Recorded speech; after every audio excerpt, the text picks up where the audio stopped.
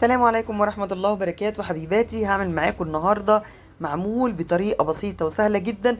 كمان تقدري تحوليه لمعمول بالشوكولاتة البيضة أو بالشوكولاتة الدارك، يكون بسيط وسهل تستخدميه للفطار وكمان جنب القهوة، وجبة خفيفة كده للولاد، يغنيكي عن شراء الحلويات اللي سعرها غالي من بره. تعالوا بينا النهاردة نشوف هنعمل الحاجات الحلوة دي ازاي بطريقة بسيطة وسهلة جدا، والمكونات ان شاء الله تكون في متناول ايدينا. يلا بينا. بكيلو الا ربع من الدقيق نعمل الكميه الكبيره اللي انتوا شايفينها دي كلها. هقول لك على المقادير وكمان طريقه التحضير. اول حاجه عملتها، عندي كيلو الا ربع من الدقيق.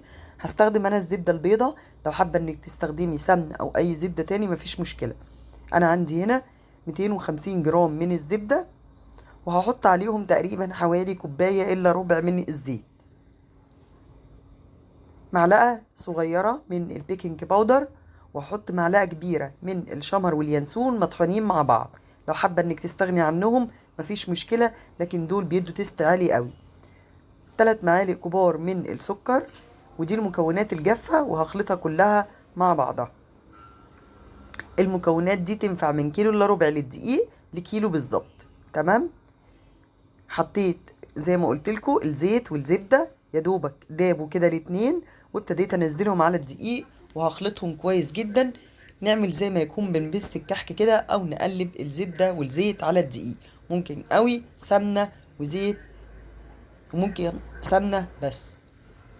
هقلب بقى الماده الدهنيه معايا على الدقيق كويس جدا.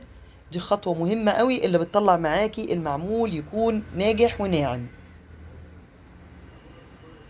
بعد كده هضيف الخميره بالميه.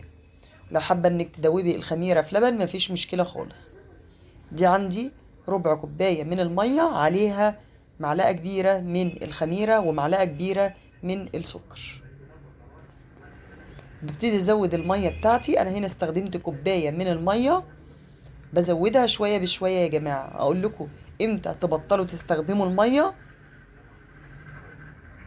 وكمان عندي هنا بألف العجين، ما بعجنهاش. مهم جدا الحركة دي عشان ما تفعليش العرق بتاع الدقيق بتاعك. لو اتفعل عرق الدقيق بتاعك هتقلب معاكي قرص طرية. تمام.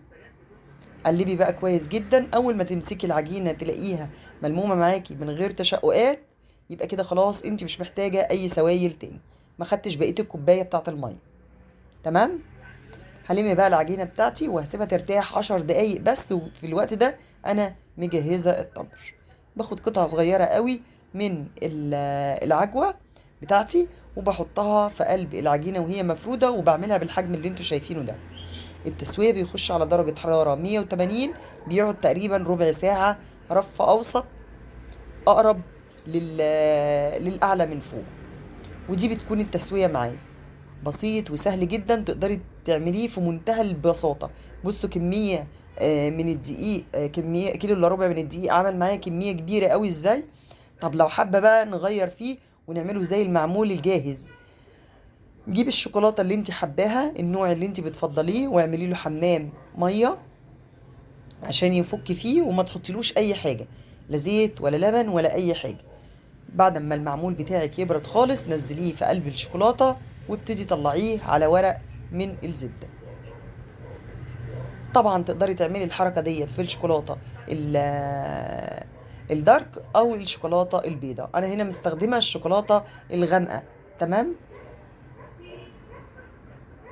وصفة النهاردة بسيطة سهلة جدا. عملنا حلويات للولاد من اللي بيجيبوها في الشارع بطريقة حلوة قوي في قلب البيت، انضف واوفر كتير. شوفي لو هتروحي الفرن علشان تشتري شوية مخبوزات او منين او قراقيش او حاجات من ديت، هتتكلف معاكي فلوس قد ايه.